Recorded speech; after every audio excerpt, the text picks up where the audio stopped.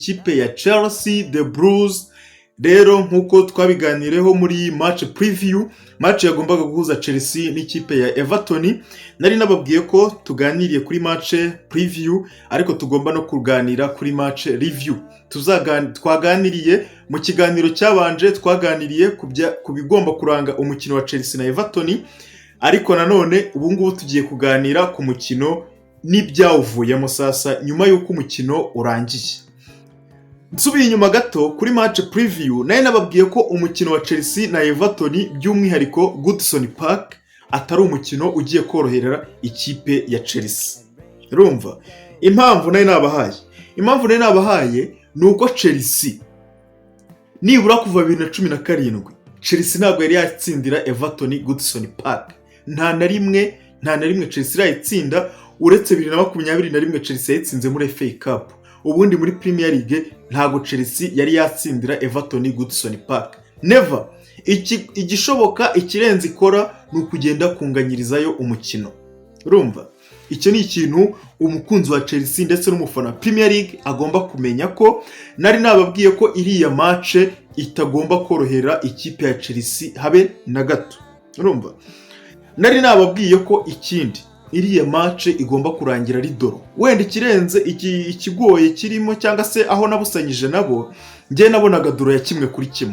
Nabonaga ko Chelsea idashobora kurangiza match itabona igitego, ariko nkabona na Everton bitewe n'ukuntu ikina defense yugarira, nkabona n'abataka bayo yari yagariye umwataka bayo Calvert-Lewin mwamubonye ko yakinnye, nkabona na Dukuru ukuntu abakina inyuma hariya, nkavuga ati Everton nayo ntago yabona igitego. Kandi nabonaga yuko Everton ishobora kuzabanza igitego, then Chelsea ikaba ari iza yishu. Gusa ibyo siko byagenze, ariko already n'ubundi Chelsea yabashije kunganya. Tugiye mu mukino rero nyirizina, ubundi uyu mukino uburyo wari upanzwe, uburyo abatoza bambi bapanze abakinnyi, nta kindi twari kwitegura uretse zirezirita nk'izi ngizi. Chelsea umukino wayigoye pe. Chelsea mu bigaragara byo no kubura amanota byashobokaga ko yabura amanota. Umukinnyi Robert Sanchez ndetse n'umudefenseri Tosin Adrabioyo nibo bonyine batumye Chelsea iva Goodison Park ifite inota. Ariko ikirenze ni ukuntu umutoza wa Chelsea yaje avuga yuko bakoze ibishoboka byose, ndetse ahubwo yishimiye n'abakinnyi be kurusha uko yabishimiye kuri match ya Brentford. Ariko ku ruhande rumwe ngiye nshobora kumwumva, kuko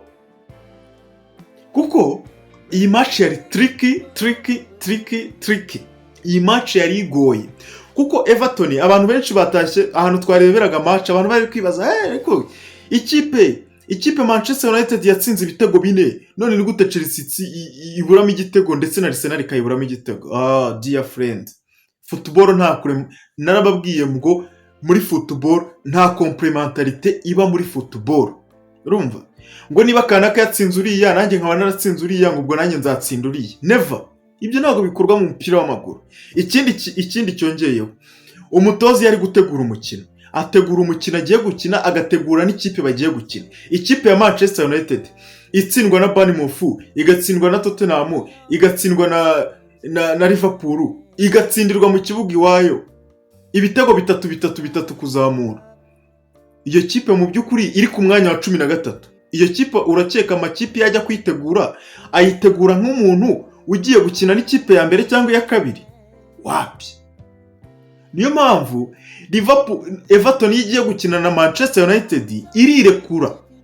Ntabwo ikina system yo gucungiza yo gukasa, ibyo bita gukasa nkuko yakinaga na Chelsea cyangwa nkuko yakinnye na Arsenal. Urabona ko uko yakinaga uno munsi yakinaga cunga umuntu, ni man making cyangwa se kurinda umuntu. Umukinnyi nka Cole Palmer ntiyigere agera muri box ya Everton. Urumva wowe Gana Gay ugomba gukora uko ushoboye kose umukinnyi Cole Palmer ntagere muri box ya Everton cyangwa ngo yegere box, aho kugira ngo agere muri box umukorere ikosa batere ku frabas. Urumva ikipe ya Chelsea yakoze ibishoboka byose, ariko kwigira box ya Everton birananirana. Ariko nanone amakosa ntabwo twakirinda kuvuga ko umutoza yakoze amakosa ndetse menshi cyane yakabaye yatumye ikipe ya Chelsea natakaza umukino. Icyambere, gusimbuza utinze. umutoza yabonaga ko umukinnyi nka Cole Palmer yari yatakaye mu mukino, ntiyari arimo neza pe. Ikipe yari yamurangije, Everton yari yamumakinze ku buryo no gutera dribble bitashobokaga, kuba yatanga passe ntibishoboka. Umutoza nka Enzo Maresca akarekera umukinnyi nka Cole Palmer mu kibuga. Ikindi ari nacyo kintu umurega kirenze urugero n'izo serivisi twabuze, nyuma yo kubura umukinnyi nka Cucurella, ntabwo igisubizo cyari gufata umuntu Mauro Gusto usanga akina kuri kabiri ngo umushyire kuri gatatu, ufate Disasi utazi kudefanda, utazi kwambura baro, utazi gukora ikintu cyose gishoboka muri defense, ngo umushyire mu kibuga uzi neza ko uwo muntu adashoboye. N'amakosa yose yaberaga muri iriya yard cyangwa se kiriya kimwe cya gatatu cy'ikibuga, urumva kimwe cya gatatu cy'ikibuga ku ruhande rwa Chelsea, byose byagirwagamo uruhare n'umukinnyi witwa Disasi. Disasi ni wa mukinnyi umva abantu benshi ni Pro Max wa Harry Maguire, urumva wagira ngo ni Harry Maguire wo muri Chelsea, urumva nta madega gusa bayikorera muri equipe. Njyewe ku bwanjye numvaga yari gufata Renato Viega akamushyira kuri gatatu, then Mauro Gusto akagumanya umwanya we yari asanzwe akina kuri kabiri, Tosin Adarabioyo na Levi Colwill bakaguma muri defense.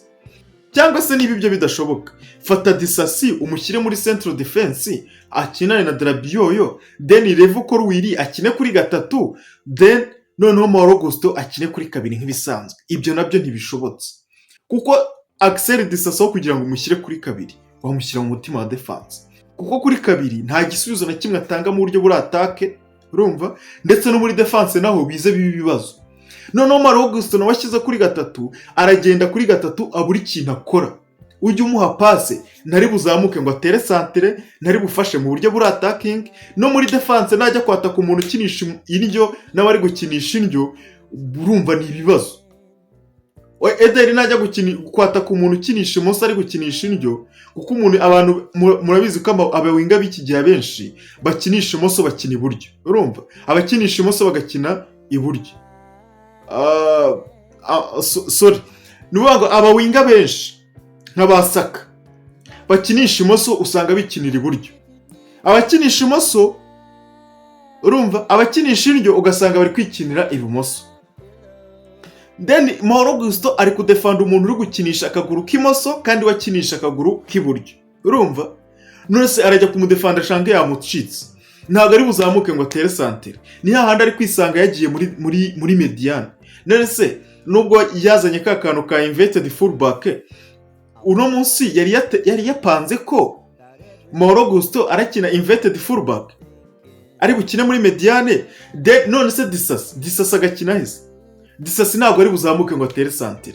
Ibyo bintu byose biri mu bintu byatumye Chelsea itakaza amanota kuri uno munsi, no gutinda gusimbuza kare, gukinisha abakinnyi babiri mu myanya itari yabo, no gukinisha Cole Palmer iminota 90 nibura ntibigere ku minota 70 cyangwa 65 ngo umusimbuze, nyuma yo kubona ko Cole Palmer yabaye man market.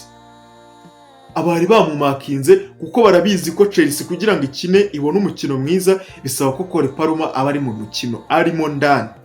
Uno munsi rero ntabwo yari arimo neza. Ibyo ngibyo rero nk'abafana ba Chelsea nibibaca intege ngo bibabwire ko cyangwa mwumve yuko Cole Palmer yabaye flop. Oya, Cole Palmer uno munsi ntabwo yarabaye flop, wapi.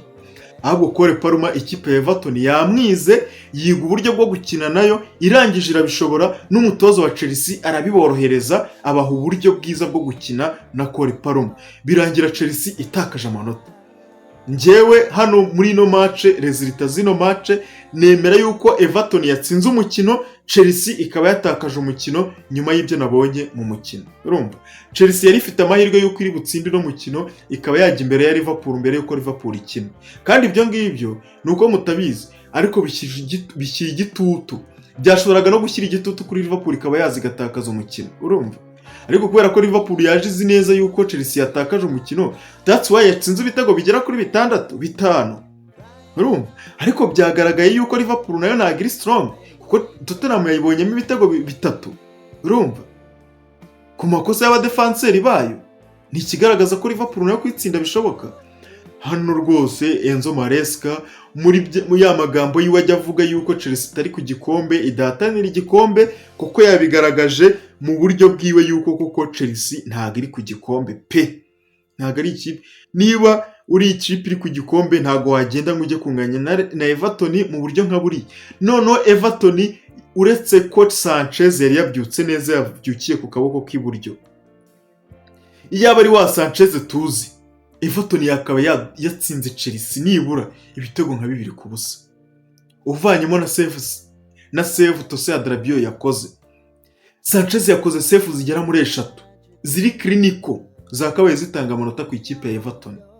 Ariko nureba neza urasanga nta save ya danger, nta nimwe ya danger, uretse zabona itagati zisanzwe zo kuba umukinnyi yatera ishoti.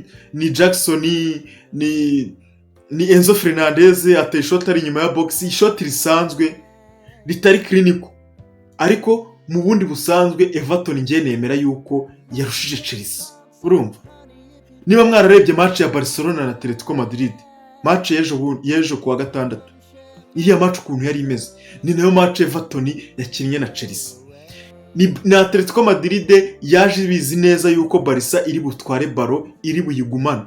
Atletico Madrid iravizi neza ko Barcelona kuyambura umupira ntibiri bushoboke. Ariko se mu gihe tudafite baro turi buhagarare gute? Nitubona baro turi bukore gute? Ibyo bintu nababwiye nibyo bintu bya mbere. Izo faze uko ari ebyiri nizo faze zigize umupira w'amaguru. Iyo utari umutoza ubasha kumetiriza ibyo bintu uko ari bibiri ngo ubyigisha abakinyi bawe, nicyo kintu kigoye mu buzima nk'umutoza utoza ku rwego ruri elite.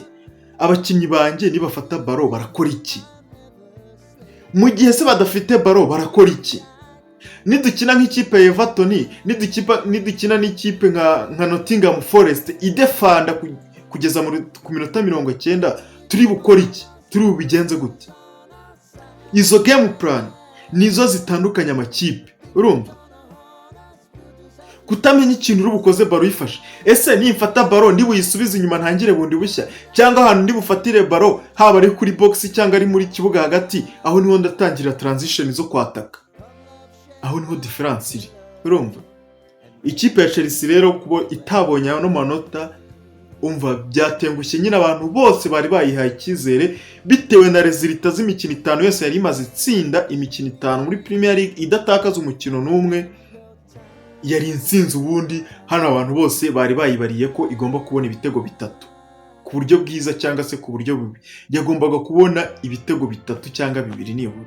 Ariko Everton yakinnye nk'abagabo, igaragaza mentality iri ku rwego rwo hejuru, yerekana yuko ifite umutoza umenyereye Premier League, ufite uburyo bwo gukina n'amakipe nka Chelsea ndetse na Arsenal. Ibasha kubona inota rimwe. Umutoza Sean Dyche yanagiye yishimiye avuga ati twebwe twakoze nk'ikipe, tubasha kuyobora igihe kimwe tuyobora umukino, nabo batuyoborana umukino, ariko icy'ingenzi nuko tubashije kubona inota kandi turishimira Imana. Nk'abantu babonye umukino mwabonye ko Pickford ndetse na Tarkowski barangije match bagaserebura. Kubera iki? Kubera ko game plan yabo yagenze neza. Urumva, game plan yabo bayikoze neza, babasha kubona amanota. Ibyo ni ibintu buri muntu wese yabashije kubona. Ikipe ya Everton yatwaye umukino wayo na Chelsea uko yabishakaga. Enzo Maresca rero agomba kwiga kuri iki kintu kimwe. Nuvuga ngo Enzo Maresca amaze kubona ko ari wa mutoza ufite ubushobozi bwo gukina n'ikipe ifunguye umukino gusa. Ikipe yugarira ntarabona uburyo na bumwe bwo kuba yayimenasa ngo abashe kuba yayinjirana ayibone mu gitego. Noneho by'akarusho, iyi kipe yaje igafata Cole Palmer, ikipe ya Chelsea itibura ibisubizo. Reba umukino wa Liverpool ukuntu wagenze. Cole Palmer yari yabaye bari bamumakinze, ikipe buri gisubizo. Reba n'uyu ku munsi wa Everton, Cole Palmer bari bamumakinze, ikipe ya Chelsea buri isubizo. Urumva, ibyo ngibyo umutoza Enzo Maresca agomba ibyo kwivugisha imbere y'itangazamakuru ngo nta gikombe arimo, ngo nari kurwanira ibikombe bw'iki n'iki, ibyo turabyumva. Ariko wadusezeranije ko ugomba gutsinda imikino yawe. Tsinda imikino, igikombe kirorere, ariko utsinda imikino. Kandi gutsinda imikino bisaba gushyira abakinyi bose mu myanya yabo, ku buryo buri mukinyi atanga umusaruro ku rwego rwe ruri maximum rushoboka rwose. Aho kugira ngo ushyire Axel Disasi kuri 2, wafata trick Achamipong akaba ari uzana agakina kuri uriya mwanya wo kuri kabiri, urumva, mu gihe Mauro Gusto na Reece James badahari. Kuri gatatu ugashyiraho Colwill, muri defense central ugashyiraho undi wari wese w'umudefanseri uhari. Ariko hano rwose iriya myanya ibiri niyo yakostinze Chelsea kutabona amanota 3. Amahirwe Chelsea yagize ni umuzamu wayo wahabaye ndetse na umudefanseri Tose Adarabioyo wahabaye kugira ngo match irangire ari 0-0. Naho mu bindi byose Chelsea yari iri down. Reka twizere ko match ikurikiyeho wenda yazigaragaza akaba yatsinda akabona amanota 3.